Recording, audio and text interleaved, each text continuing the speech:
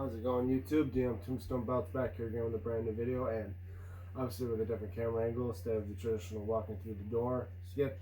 It's more about this video about the aftermath of not only NXT Stand Deliver, but also WrestleMania Night 1. Oh, and spoiler, if you haven't seen it already, if you haven't watched Stand Deliver or yet the first night of WrestleMania 40, I recommend skipping a little bit into the video. Maybe because I don't know if this is going to be 10 minutes or so, or who knows when. I may put it in the description below what time to skip or to get to the big reveal, because actually I got someone else other than talking about the aftermath. It'll be involving with this right here. But before I reveal about what that is, let's talk about Stand and Deliver. So I'm going to give you guys a few seconds to skip or turn the video off. Okay, if you haven't skipped or you've seen Stand and Deliver, my thoughts on it. First off, being with pretty much with the tag team titles. Well, I mean, I know all the matches are not in order, so just saying. Team of Baron Corbin and Braun Breaker retaining the titles. I mean, yeah, it was kind of like 50-50. It's like, I don't mind them retaining the titles, but then again, you gotta think Braun Breaker's on SmackDown now. So I would have thought of him dropping the titles to someone, or yeah, you have to give the title to someone else for Eric Corbin or Baron Corbin. I don't know why I said Eric, but Baron Corbin to have another tag partner retaining the titles, because it's not like that has happened before in WWE. But as well, several women's matches, like Thea Hale in a 6-man tag against her old friend JC Jane, which they won. And there's Joe Gacy against Spears, and we've seen a return of I keep on forgetting, Ridge Holland, who struck him in the back with a chair, who first thought he was going to step away from professional wrestling. Kind of odd for him to come back and then strike Gacy with a chair. But I think Gacy ended up winning that match. Okay. Next is trying to remember. Yeah, let's do the triple threat match for the North American title. Dijak versus Obafemi versus Josh Groban, I think, or Josh Groban. No, guys. I forget that guy's Josh Hudson, or something like that. And if I'm mistaken about it, I apologize. I mean, after all, I'm a little bit tired, so it's hard to remember names. But anyway, Obafemi is defending his title against Dijak and that Josh guy. And it was a straight up battle. Many times I thought it was going to be Dijak or it was going to be the Josh. But then Obafemi coming out of where, grabbing Dijak, slamming him on top of his opponent that he put down, pinning him, and retaining the North American title. And another thing I've seen about most of these when it comes to these matches with titles on the line, it seems to me we are living in the era of I like to call the and still era. And I know what you guys are thinking, like the and still era. What are you talking about? Well, it seems for the last 3 years we've been living in an era in which we've seen certain champions defend their titles, and at the end of every match you always hear the and still, like Roman Reigns, like Gunther, another one, and all those others. But anyway, for Stand and Deliver, Obafemi retains the title, and we go to the next one. Ava also revealing about the brand new mid-card belt for women's. For the first time, we're seeing WWE going to give mid-card belts to women, like the brand new NXT North American, or the new NXT Women's North American title. Looks exactly like the North American title, except the strap is white. And I do believe that instead of the black pin and I wish I could pull the belt out, but instead of the black paint with the center plate where the show's North American continent and that, I believe it's going to be like the burgundy color you see on the men's strap. But anyway, the women's championship, Valkyria versus trying to remember her name, Jade. No, not that one. Well, anyway, Valkyria defends her title against the woman who never lost it. Trying to remember. God, you gotta watch Stand Deliver. I'm trying to remember her name. Perez, I think. No, Roxanne Perez. I think it's her name, Roxanne Perez.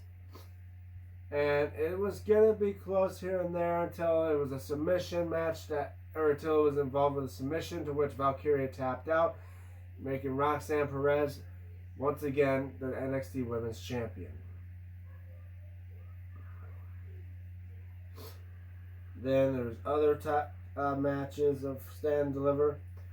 Then the second event would have been the NXT Championship, having the Czar. I'm sorry, guys. Actually, it was just the Czar against the Don,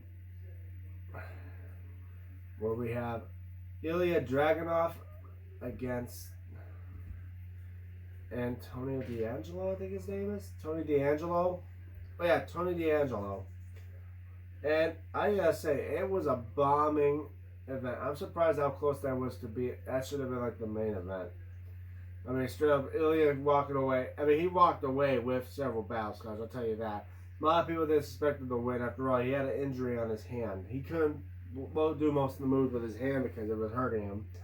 And then when he won the title, and then he hits him with an H-bomb, and then pinning him 1, 2, 3, you see blood in his mouth. Man, he'd been through hell.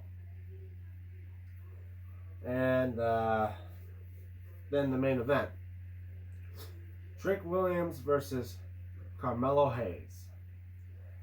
And let's just say it was a great match. I mean, two former best friends duking it out, and only one can come out victorious. And I say Melo deserved to get his ass kicked. And yes, Trick Williams whooped that Melo. So the winner was Trick Williams. And that was a good Stand and Deliver. But anyway, that was Stand and Deliver. Now we come to the big event that everyone wants me to talk about. WrestleMania 40. It's starting off a little bit with a different opening like you see on TV where it's the Then, Now, Forever Together logo. Or the logo. And it started off differently from that. And then having instead of singing America the Beautiful, they sang the national anthem. A little odd there, but because they normally never sing the national anthem in a WWE event. Then with the first matchup, I believe was for the Women's World Heavyweight Championship, Becky Lynch taking on Rhea Ripley. And I gotta say, time and time again, I would have suspected Becky Lynch to win. After all, Rhea Ripley held the title for over a year now. And then she hits Becky, not with one, not two, but like 3 riptides. 2 of them simultaneously. One hit her off the turnbuckle, and the other one onto the mat, pinning her 1, 2, 3. Hence why I say we are living in the and still era. But anyway, the winner and still the Women's World Champion, Rhea Ripley. Then we're going to go to the, the 6-pack challenge for the undisputed WWE Tag Team titles. Which is odd for the rules they stated there. Because the first team to they had both sets of tag titles in separate on separate like hangers on the ring. And usually they may have like one of the Raw and one of the SmackDown put together, and then you just grab both of them and you win. Odd thing, because it was supposed to be. I thought both. I mean, which team ever grabs either one or two or both of the sets would make them the undisputed tag team champions. But instead, like a few minutes into the match, A-Town Down Under, which is Austin Theory and Grayson Weller, they climbed up and retrieved the SmackDown tag titles. And obviously they won the SmackDown tag team titles since they pulled them down. But then, in order to still be known as the Undisputed, they had to climb up the ladder again and retrieve the Raw tag team titles. Which, then, after a little bit of a while, we thought it would be close. And then, out of nowhere, R-Truth climbs the ladder and retrieves the Raw tag team titles, making the team of Austin Truth be the Raw tag team champions. That's right, guys. The undisputed tag team titles are undisputed no more. Only 3 teams have been called the undisputed tag team champions of the Usos, Sami Zayn and Kevin Owens, and the Judgment Day. So Judgment Day walked out with no gold tonight. But that doesn't say there could be a change in that in night 2. I mean, oh yeah, Rhea Ripley retained her gold, but now she's the only one that held a championship in the Judgment Day. So they lost their SmackDown tag titles and the Raw tag titles. So now the belts are now split again. They're not just one belt, or to claim the undisputed titles. And most people were wanting that. Most people were thinking that we were going to come up with a new set of tag titles for the undisputed tag team champions. But instead, they split the titles up. So now there's a tag team champions for SmackDown, tag team champions for Raw. Do they may unify them again? Probably or probably not. Next would be, I believe the next one we'll say is the brother versus brother match. Jimmy versus Jay. Both twin brothers, except for Jimmy being the older twin because he was born 9 minutes before Jay. Everyone was expecting Jay to kick Jimmy's ass. After all, Jimmy cost his little brother not only a world championship, but the Intercontinental Championship as well. So yeah, a lot was building up for this. So, and yet, it was just straight up super kick galore. He super kicks Jimmy. Jimmy super kicks him. It's straight up super kicking each other till it took one spear and a Uso splash and a pinfall. 1, 2, 3 for Jay Uso to win. And this is the 3rd time we actually had actual brothers face each other at WrestleMania. From WrestleMania 10 of Bret versus Owen, which the younger brother Owen won. Then at 25 with Jeff versus Matt Hardy, which Matt won, the oldest brother. With the youngest and oldest brothers of 1 and 1, obviously Jay, the youngest of the twin brothers, winning, leading the youngest brothers to the oldest one. I don't know if I figured it like that, but anyway. Winner of the match was Jey Uso. Now the next match, I do believe the next match was a tag team match of Dirty Dom with Santos Escobar against Rey Mysterio and Andrade. It was supposed to be Dragon Lee, but instead they took him out on an injury, so Andrade stepped up. So basically it was Rey Mysterio taking on his son. It looks like from a last year's rematch, along with involved with a tag team. And Dominic and them were going to probably beat Rey by, distracting the ref and cheat their way. But two individuals came out and prevented that and helped Ray win the match with a 619 and a splash. And that being, and it revealed those two individuals being one of the two football players for the team of the Philadelphia Eagles. So winner was Andrade and Rey Mysterio. Next, I think we're gonna do the female six-woman tag match, which is involved with Damage Control and the team of Naomi, Bianca Belair, and the brand new Jade Cargill. And I gotta say, Jade Cargill literally blew my mind on how she did in that match. Knowing Naomi and Bianca, and my God, for the ending of the match when involved with Asuka trying to get the mist on Bianca, she ducking, and then Kairi Sane getting the mist, and then all of a sudden she grabs her weed and whack! I swear, I don't know what is in or what that hair of Bianca's is made out of, but it cracks like a whip, and I bet it stings like a mother. So I gotta say, but yet with that whip and then the KOD within pinfall 1, 2, 3, involving with the winners being the Glow EST, the Glowest Storm, or call it that, because it's just Jade Cargill, Naomi, and Bianca Belair. And Bianca Belair still being undefeated, now 4-0 at WrestleMania. Now, trying to know what other matches there were. And I do believe the next matchup involved with the Intercontinental title.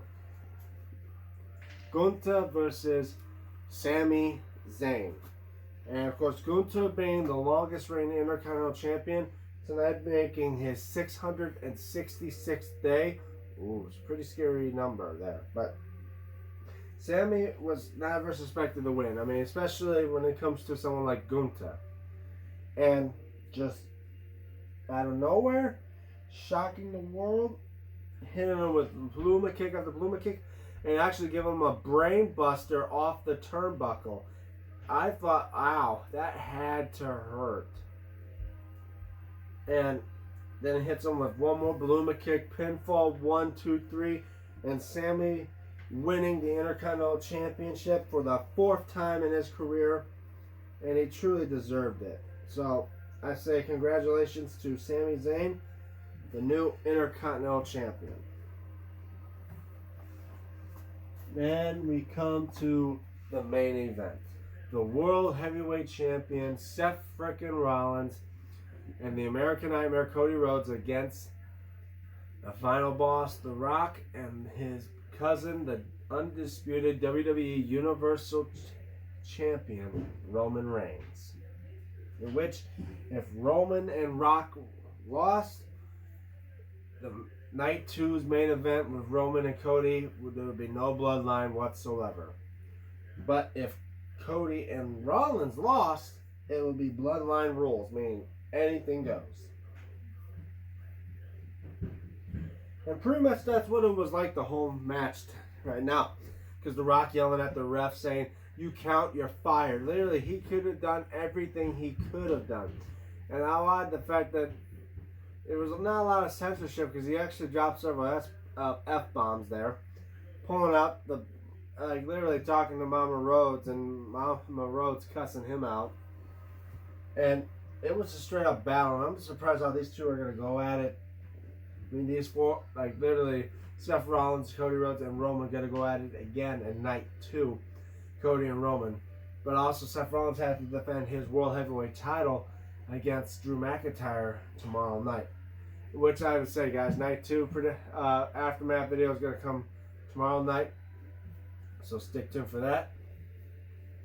And The Rock, I mean, Cody Rhodes was going to win. I'm assuming when he hits the third crossroads on Roman. Then Rock out of nowhere smacks him with the belt, causing him to get speared. Then hit with the rock bottom. And then the People's Elbow being pinned 1, 2, 3. And now Cody had to be fighting against the world, fighting against the entire bloodline to win the Undisputed WWE Championship. And I gotta say, it's gonna be rough, I tell you that for Cody. But he needs to finish that story. I think we're getting sick and tired of this and still era. And already I can't say it's the and still era because now that Gunther is no longer the champion, I think it's time we're going to see Roman drop the belt to Cody. Cody deserves to be the champion. Because why make him win the Royal Rumble twice just to lose it twice and then have another chance at the title again? It's ridiculous. But anyway, that was WrestleMania Night 1. Again, Night 2's aftermath video is coming up tomorrow. But I'm pretty sure you're all wondering, what did I do with this? Well, this here is obviously the belt that is the winner of the Road to WrestleMania Choose a Belt contest. I'm sorry, guys. Something stuck in my throat. Anyway, this is the winning belt choice. When you guys voting. And I thought, you know what? Instead of wait till night 2, how about I reveal it tonight? What do you guys think? Yeah? Yeah? Alright. So the winner for the Road to WrestleMania Choose a Belt contest, and the next belt I'll be making is, you know what? Can I get a drum roll, please?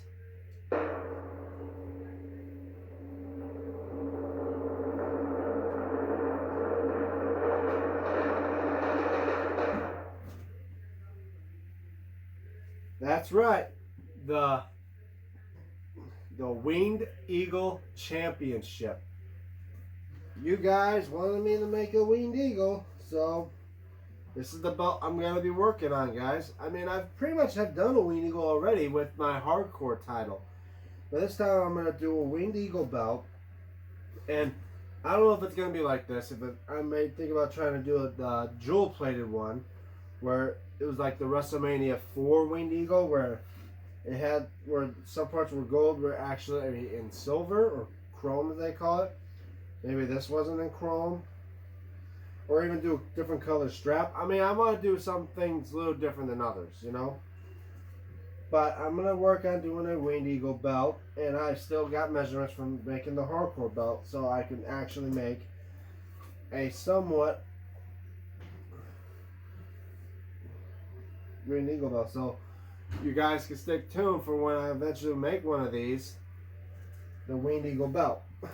So I hope you guys enjoyed this video. I know that's just right after doing WrestleMania 40. I'm pretty sure some of you have not seen WrestleMania 40, which I did tell you guys. Remember, to skip to this part of the video when I would do before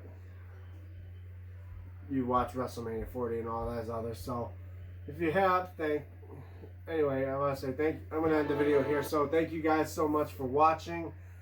And don't forget to like this video. Don't forget to share it. Don't forget to subscribe. Comment below what you guys think. And as well, stay tuned because a lot of great other things coming up. Not only for the aftermath for Night 2. Eventually, I'll be getting a belt in the mail. As well as that, I'll be unboxing that one. I'll be revealing my homemade Winged Eagle when I get to it. And a lot more other stuff coming. And so don't forget to like, don't forget to share, don't forget to subscribe if you haven't already. I'm nearly about 20 away from reaching 500 subscribers, guys. I'm getting there. And as well, don't forget to follow me on X at DMTombstone96 and as well on Instagram at DME96, where I may post stuff there before I post stuff here on YouTube. DM Tombstone Belts. I'll see you guys tomorrow for WrestleMania 40 Night 2 Aftermath.